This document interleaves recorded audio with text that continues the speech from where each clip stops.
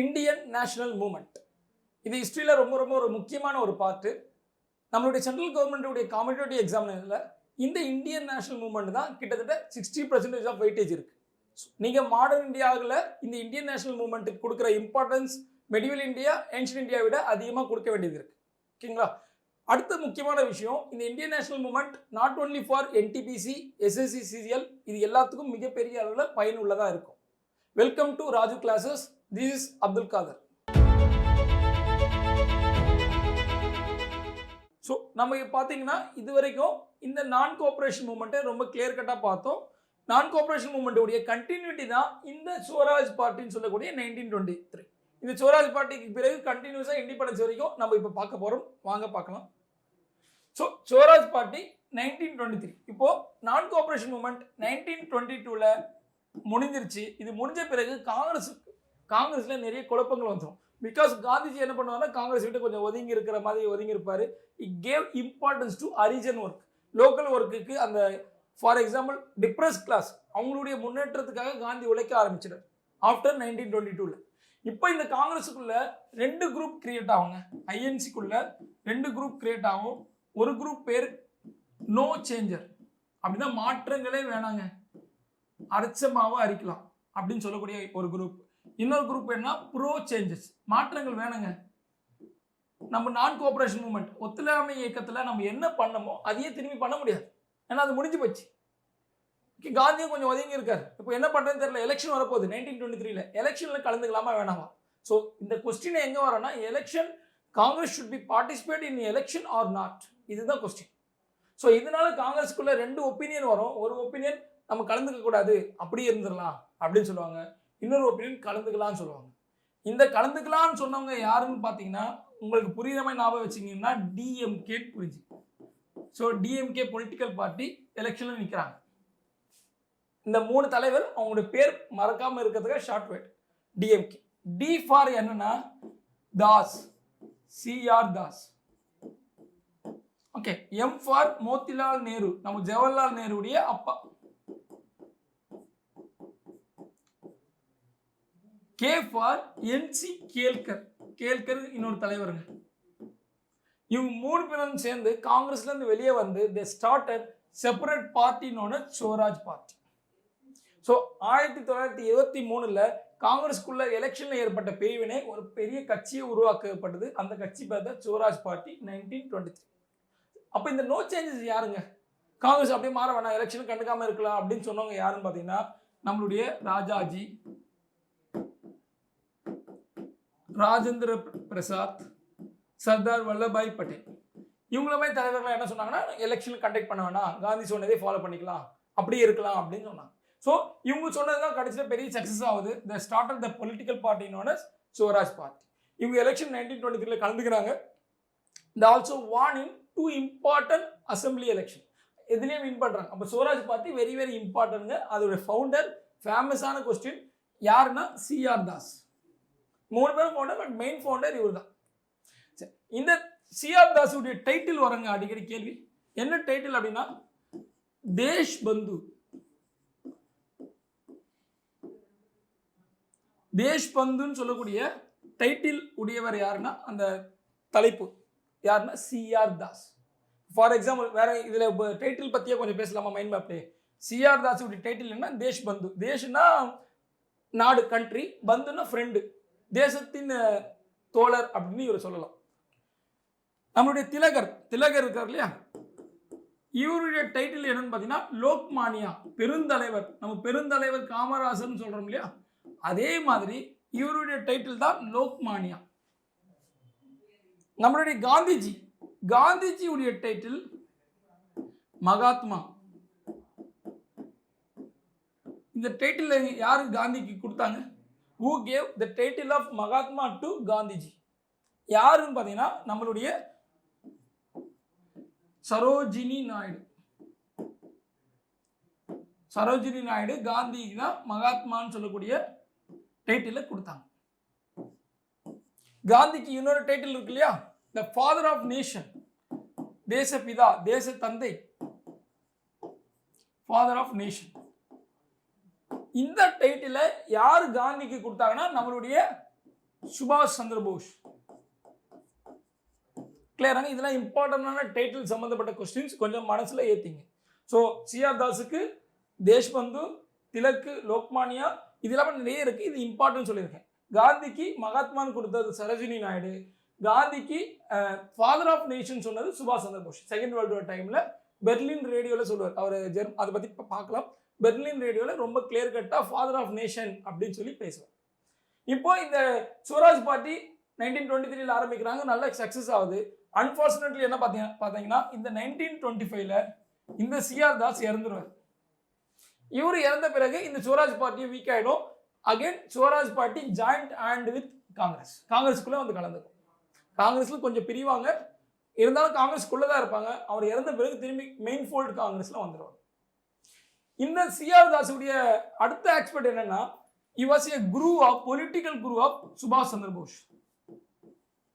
சுபாஷ் சந்திர போஸ் உடைய பொலிட்டிக்கல் குரு. இதெல்லாம் அதிகமாக நம்ம எக்ஸ்பெக்ட் பண்ணக்கூடிய question. CR Das was a political Guru. Okay, அரசியல் தலைவர், அரசியல் குரு. யாருடைய அரசியல் குருனா சுபாஷ் சந்திர போஸ். நம்ம காந்தியுடைய அரசியல் குரு யாருங்க? காந்திஜியுடைய பொலிட்டிக்கல் குரு யாருன்னு பார்த்தீங்கன்னா கோபாலகிருஷ்ண கோகலே. இது மாதிரி சில மைனூட்டான விஷயம் எக்ஸ்பெக்டா கண்டினியூட்டா வருது. இப்போ 1923 ஸ்வராஜ் பார்ட்டி ஆரம்பிக்கிறாங்க. 25, 26ல வீக் ஆயிடுறாங்க. Again the joint with Congress. இந்த டைம்ல தான் என்ன நடக்குதுன்னா 1927ல சைமன் கமிஷன். சைமன் கமிஷன் சொல்லி ஒரு கமிஷனை இந்தியாவுக்கு நல்லது பண்ணதாங்க வராங்க. அதுல எந்த மாற்றமும் இல்லை வராங்க. ஆனா என்ன ப்ராப்ளம் பார்த்தீங்கன்னா, இந்த சைமன் கமிஷன்ல 7 மெம்பர் இருக்காங்க. 7 மெம்பர் கமிஷன். 7 பேரும் பார்த்தீங்கன்னா பிரிட்டிஷ்காரர். இந்தியாவுக்கு பொலிட்டிக்கல் ரிஃபார்ம்ஸ் பண்ண வரக்கூடியவர்கள் இந்தியர்களே இல்லை. இதனால Simon Commission was opposed by Congress. Congress என்னன்னா மிகப்பெரிய அளவில் இந்த சைமன் கமிஷனை எதிர்க்கும். எந்த மாநாட்டில் எதிர்ப்பாங்கன்னா 1927 மெட்ராஸ் செக்ஷன். ஸோ ஏற்கனவே 1887ல் பார்த்தோம். அதே மாதிரி கிட்டத்தட்ட ஒரு 50 வருஷம் கழிச்சு இந்த 1927ல் மெட்ராஸ் செக்ஷன் நடக்குது. இதனுடைய தலைவர் யார், பிரசிடென்ட் யாருன்னு பார்த்தீங்கன்னா எம்ஏ அன்சாரி. இந்த எம்ஏ அன்சாரி தலைமையில் நடந்த மாநாட்டில் Simon Commission was opposed by Congress. அதுக்கு ஒரு ஃபேமஸான ஸ்லோகன் வரும், go back Simon. Go back Simon சொல்லக்கூடிய ஸ்லோகனை இப்போதான் நம்ம ஃபேமஸ் பண்றோம். இந்த சைமன் கமிஷனை எதிர்த்து இந்த காங்கிரஸ் ஆல்சோ கிவ் ஒரு கமிஷனை ஃபார்ம் பண்ணுவாங்க. அந்த கமிஷன் ஒரு ரிப்போர்ட்டை கொடுப்பாங்க. அதுதான் நேரு ரிப்போர்ட். நேருனா ஜவஹர்லால் நேரு இல்லைங்க, அவங்க அப்பா மோத்திலால் நேரு. 1928ல் சைமன் கமிஷனுக்கு அப்போசிட்டா காங்கிரஸ் ஒரு கமிஷனை ஃபார்ம் பண்ணும். அதான் மோத்திலால் நேரு கமிஷன். அவங்களுடைய ரிப்போர்ட் தான் நம்மளுக்கு என்ன தேவை அப்படின்னு சொல்லி அந்த ரிப்போர்ட்டா கொடுக்குறாங்க. அதுதாங்க நேரு ரிப்போர்ட். நேரு ரிப்போர்ட்டுடைய இயர் தான் 1928. இதுக்கப்புறம் என்ன நடக்குதுன்னு நம்ம பார்க்க போறோம் வாங்க. ரொம்ப இன்ட்ரெஸ்டிங்கா இருக்கும். 1929ல் காங்கிரஸ் உடைய செக்ஷன் எங்க நடக்குதுன்னா லாகூர் நடக்குதுங்க. ரொம்ப ரொம்ப இம்பார்ட்டன்டான காங்கிரஸ் செக்ஷன் இதான். காங்கிரஸ் செக்ஷன் ஒரு 8-9 செக்ஷன் இம்பார்ட்டன்ட் சொன்னா, அந்த 8லயே 9ல் பார்த்தீங்கன்னா ரொம்ப ரொம்ப முக்கியத்துவம் வாய்ந்த ஒரு மாநாடு எதுனா இந்த மாநாடு தான். 1929 லாகூர்ல நடக்குது. இதனுடைய பிரசிடென்ட் தான் நம்மளுடைய ஜவஹர்லால் நேரு இருக்கார். இந்த மாநாட்டில் போடப்பட்ட முக்கியமான தீர்மானம் எதுனா பூர்ண ஸ்வராஜ். அப்படின்னா கம்ப்ளீட் இண்டிபெண்டன்ஸ், முழு சுதந்திரம். இந்தியாவுக்கு முழு சுதந்திரம் வேணும். பிரிட்டிஷ் எந்த வகையிலையும் இந்தியாவுக்குள்ள இருக்கக்கூடாது. Complete administration A to Z இந்தியர்கள் மட்டும் தான் இருக்கணும்னு சொல்லி காங்கிரஸ் முதல் முறையாக கேட்கப்பட்டது எப்படின்னா 1929 பூர்ண ஸ்வராஜ். எந்த மாநாடுனா லாகூர் மாநாடு. இதனுடைய பிரசிடென்ட் தான் ஜவஹர்லால் நேரு. இது ஒரு விஷயம். ரெண்டாவது விஷயம் வாங்க. ரெண்டாவது விஷயம் என்னன்னா ஜனவரி 26, 1930. ஸோ மாநாடு பார்த்தீங்கன்னா 1929 டிசம்பரில் நடக்கும். நம்ம ஏற்கனவே இதை பற்றி பார்த்துருக்கோம். எல்லா மாநாடும் எப்போ நடக்கும்? டிசம்பரில் தான் நடக்கும். இப்போ இந்த மாநாடு நடந்து அடுத்த மாதம் என்ன முடிவு பண்ணுறாங்கன்னா ஜனவரி 26, 1930ல் இண்டிபெண்டன்ஸ் டேயை கொண்டாட போகிறாங்க. இண்டிபெண்டன்ஸ் இந்தியாவுக்கு கொடுக்கல. இண்டிபெண்டன்ஸ் பிரிட்டிஷ் கொடுத்த மாதிரி நான் இந்த ஒரு நாள்லேருந்து நான் கொண்டாட போகிறேன். So every year the Congress celebrate January 26 as a independence day. இதனால தான் பிற்காலத்தில் இந்த நாளை நம்ம மறந்துடக்கூடாதுன்னு சொல்லி தான் ரிபப்ளிக் டேவை நம்ம அனௌன்ஸ் பண்ணிடுறோம். கிளியர்? ஃபர்ஸ்ட் முக்கியமான விஷயம் பூர்ண ஸ்வராஜ், செகண்ட் முக்கியமான விஷயம் January 26 celebrate as a independence day. இப்போ காங்கிரஸ் எதிர்க்கிறாங்க. இந்த சைமன் கமிஷன் ரிப்போர்ட் கொடுத்தாங்க இல்லையா, இந்த ரிப்போர்ட்டை பற்றி டிஸ்கஷன் பண்ணுறதுக்காக பிரிட்டிஷ் கவர்மெண்ட் என்ன பண்ணுதுன்னா ரவுண்ட் டேபிள் கான்ஃபரன்ஸ், வட்டை மேஜை மாநாடு அப்படின்னு சொல்லி ஒன்று நடத்த போறேன் அப்படின்னு சொல்லி அறிவிக்கிறாங்க. இந்த டைம்ல தான் நம்மளுடைய காங்கிரஸ் என்னன்னா இந்த ஸ்டார்டர் அவர் Gandhiji starter CDM, civil disobedient movement, சட்ட மறுப்பு இயக்கம். சட்ட மறுப்பு இயக்கம்னு ஒரு இயக்கத்தை காந்தி ஆரம்பிக்கிறாரு. இந்த இயக்கம் பத்தி என்ன இந்த ஸ்லைட்ல காட்டுறோம் பாருங்க. சிடிஎம் சட்ட மறுப்பு இயக்கம் 1930. இதுல பல ப்ரோக்ராம் இருக்கு. அதுல ஃபர்ஸ்ட் ப்ரோக்ராம் தான் சால்ட் சத்தியகிரகா.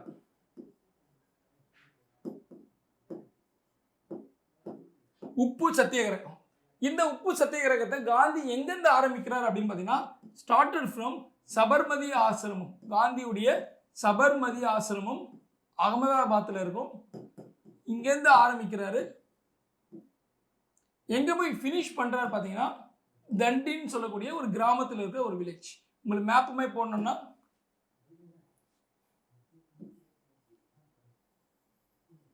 இப்படி இருக்கா.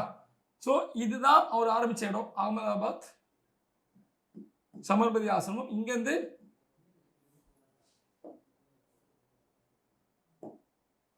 இந்த இடத்துல இருந்து அப்படியே நடந்து வந்து அதான் இது வழியா நடந்து வந்து பீச் தண்டி தண்டின் இங்க இருக்கும்.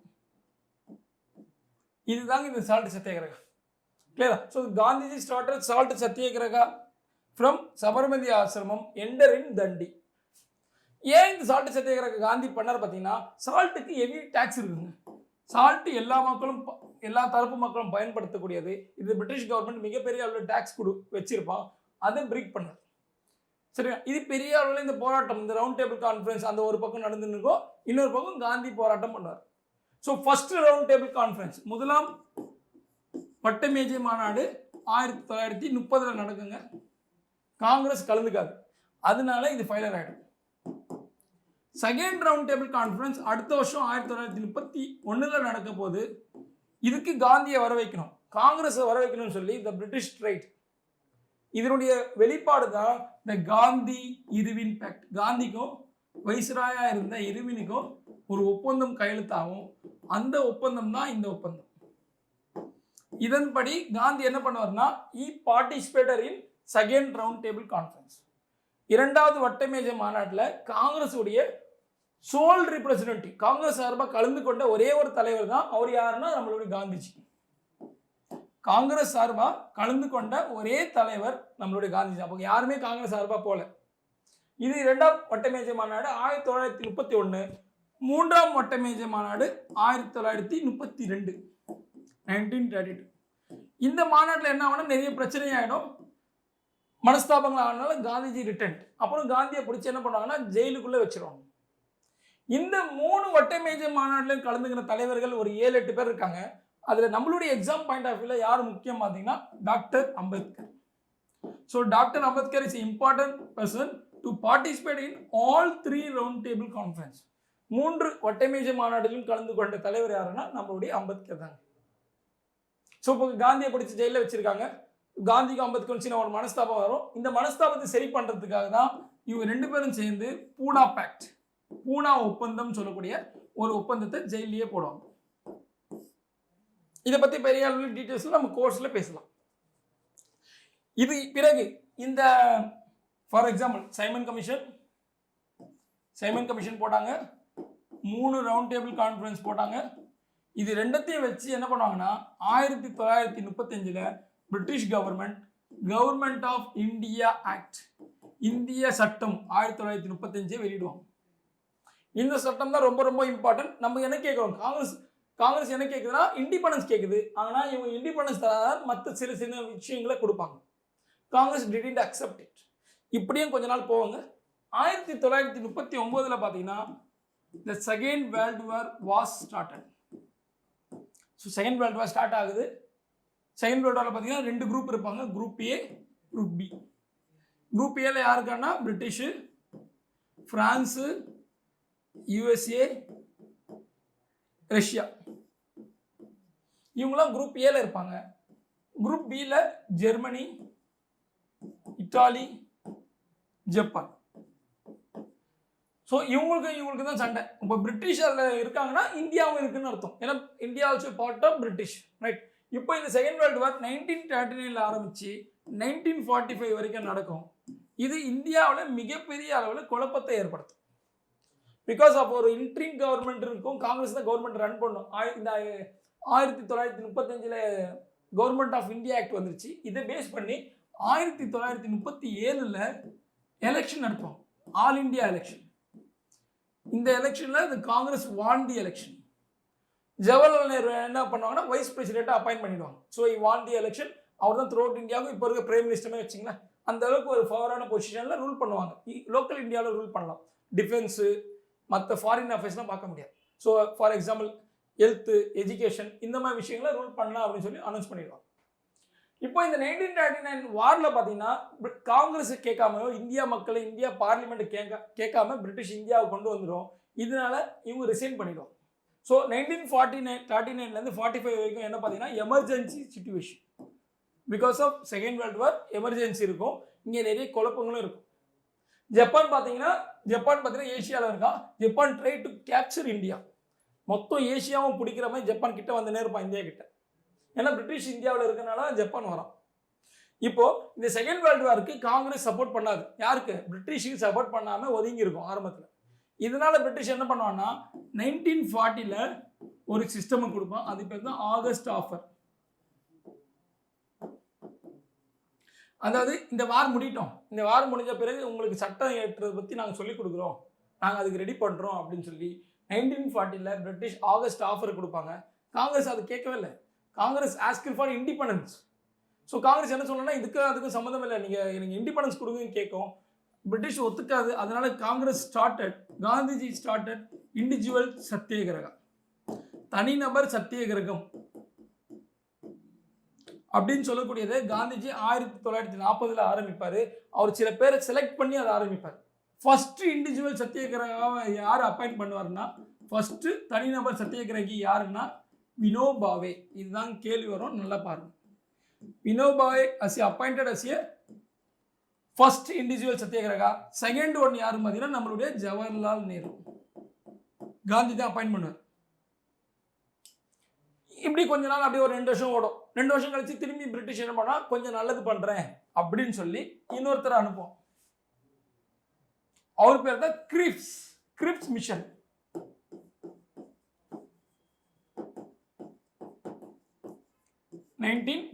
Year very important.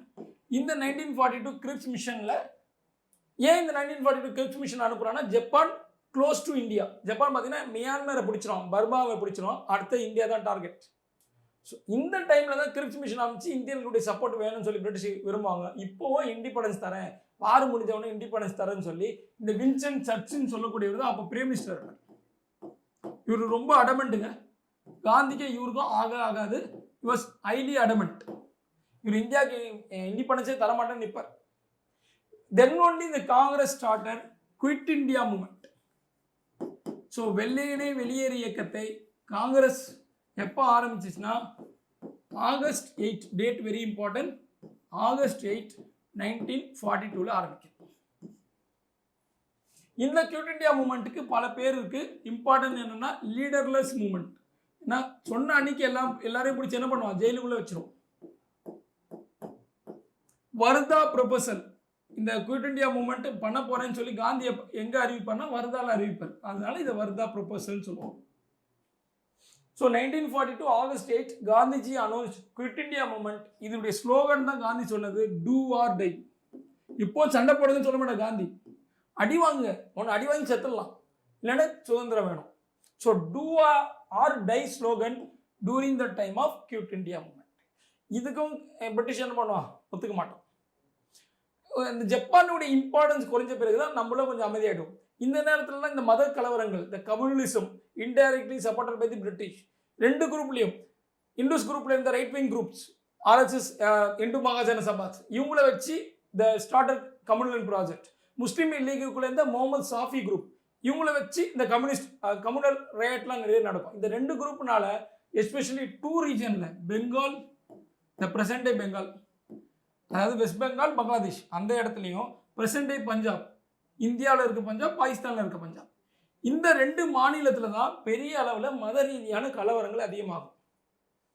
முஸ்லீம் லீக்னு ஒன்று பார்த்தோம்னா அவங்க என்ன பண்ணுவாங்கன்னா 1930 இந்த started for Pakistan project. Pakistan வேணும்னு கேட்க ஆரம்பிப்பாங்க, எங்களுக்கு ஒரு தனிநாடு கொடுத்துருங்க. ரீஜன் தான், ரிலிஜியன் கேட்கல, ரீஜன் கேட்பாங்க. நம்மளுடைய பாயிண்ட் ஆஃப் வியூ குறிக்கணும், இப்போ இருக்கிற பாகிஸ்தான், இப்போ இருக்கிற பங்களாதேஷ், அந்த இடம் மட்டும் தனியாக கொடுங்க அப்படின்னு சொல்லி 1930 கேட்க ஆரம்பிக்கிறாங்க. இந்த செகண்ட் வேர்ல்டு வார் டைமில் அது அதிகமாகுது. இதனால பல கலவரங்கள் நடக்குது. இது எல்லாத்துக்கும் ஒரு முடிவு பண்ணுன்னு சொல்லி காந்தி என்ன பண்ணுறாருன்னா ராஜாஜியை வச்சு ஒரு ஃபார்முலா வெளியிடுவார்.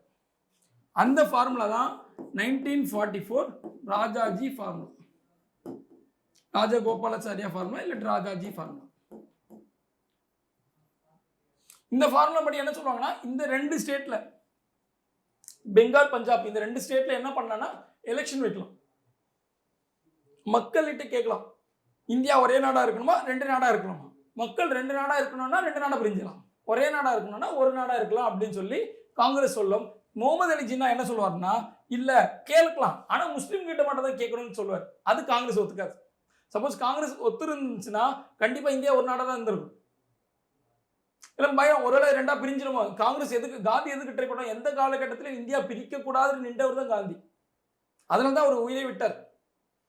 ஸோ இந்த முகமது அலி ஜின்னா இதுக்கு என்ன ரெப்ளிகேஷன் கொடுப்பாருன்னா ராஜகோபாலாச்சாரியாக்கு இந்த பெங்கால் பஞ்சாப்ல இருக்கிற முஸ்லீம் மட்டும் கேட்கலாம் அப்படின்னு. அது காங்கிரஸுக்கு குழப்பம் இருந்தனால அதை அக்செப்ட் பண்ணிக்க மாட்டாங்க. ஃபைனலாக என்ன ஆகும்னா 1945 வார் முடிஞ்சிச்சு. வேவல்னு சொல்லக்கூடியவர் வைஸ்ராய் வருவார். Wavell, Lord Wavell.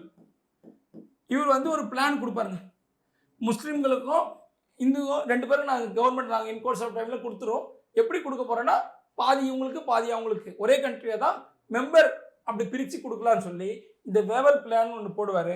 இந்த வேவல் பிளானை பற்றி டிஸ்கஷன் பண்ணுறதுக்காக ஒரு கான்ஃபரன்ஸ் அரேஞ்ச் பண்ணார். அதுதாங்க Shimla conference. So Shimla conference இதுக்கு பிறகு என்ன நடக்குதுன்னு அடுத்த ஸ்லைடில் நம்ம பார்க்கலாம். இந்த சிம்லா கான்ஃபரன்ஸில் ஐஎன்சி, காங்கிரஸ், முஸ்லீம் லீக், பிரின்ஸ்லி ஸ்டேட் நிறைய சின்ன சின்ன வாகனங்கள் இருக்குல்ல எல்லாரும் கலந்துப்பாங்க. மாநாடு நடக்கும். But again it was failure. என்ன பிரச்சனைனா முஸ்லீம் லீக்கும் காங்கிரஸுக்கும் ஏற்பட்ட அந்த மனஸ்தாபங்கள், பிரச்சனைகள், குழப்பங்கள் இது எல்லாமே கண்டினியூ ஆகும். இப்போ லாஸ்ட் பார்த்து இந்த நம்ம சிம்லா கான்ஃபரன்ஸ்ல தான் என்ன நடந்துச்சுன்னா again it was a failure. இதனால பிரிட்டிஷ் கவர்மெண்ட் என்ன பண்ணுவாங்கன்னா 1946 the sent cabinet mission plan, cabinet தூதுக்குழு அப்படின்னு சொல்லி ஒரு தூதுக்குழு அனுப்புவாங்க. இந்த தூதுக்குழு படி இந்தியாவை 2ஆ பிரிக்க மாட்டோம், ஒரே கண்ட்ரியாக தான் இருக்கும். ஆனால் வித்தின் இந்தியாவுக்குள்ள 3 குரூப்பாக பிரிக்கிறோம். Group A, group B, group C அப்படின்னு சொல்லி ஒரு ப்ராஜெக்டை கொடுப்பாங்க. So India is a single country. Within இந்தியாவுக்குள்ள 3 குரூப். ஃபார் எக்ஸாம்பிள் குரூப் ஏல என்னன்னா இப்போ இருக்கிற இந்தியா, குரூப் பியில் இப்போ இருக்கிற பாகிஸ்தான், குரூப் சியில் இப்போ இருக்கிற பங்களாதேஷ், கூட அஸ்ஸாமும் கொஞ்சம் சேர்த்துப்பாங்க. இப்படி அவங்க பிரித்து கொடுப்பாங்க. அப்போ indirectly they supported partition of India. இதுவும் ஆரம்பத்தில் நல்லது மாதிரி தெரியும், திரும்பியும் குழப்பம் வந்துடும். இந்த காங்கிரஸுக்கும் முஸ்லீம் லீக்குக்கும் குழப்பம் வந்துடும். Finally there is no other way. Finally 1947 பிரிட்டிஷுடைய பிரைம் மினிஸ்டராக இருந்த Clement Attlee, prime minister of British, இந்த கிளீமெண்ட் அட்லி இவர் தான் இந்தியா சுதந்திரம் அடைய சொல்லி யார் பிரைம் மினிஸ்டர்னு கேள்வி வரும், இந்த கிளீமெண்ட் அட்லி தான். He announced we will give independence to India அப்படின்னு சொல்லிட்டு மவுண்ட் பேட்டன் அப்படின்னு ஒரு வைஸ்ராயை அனுப்புவார். மவுண்ட் பேட்டன், இந்த மவுண்ட் பேட்டன் தான் ஒரு பிளானை கொடுப்பாரு. அதான் இந்தியா இண்டிபெண்டன்ஸ் ஆக்ட். அந்த பிளான், இந்த பிளான் படி August 15, 1947 India divided into 2 country, India and Pakistan, and God independence. இவ்வளோதாங்க. ஸோ நம்ம 1885 ஆரம்பித்தோம், 1947 இண்டிபெண்டன்ஸ் வாங்கி கொடுத்துருக்கோம். இது சம்மந்தப்பட்ட நிறைய பாயிண்ட்ஸ் இருக்குது. இது எல்லாமே ஃபர்தர் கோர்சஸில் நம்ம அப்லோட் பண்ணுவோம். தேங்க்யூ.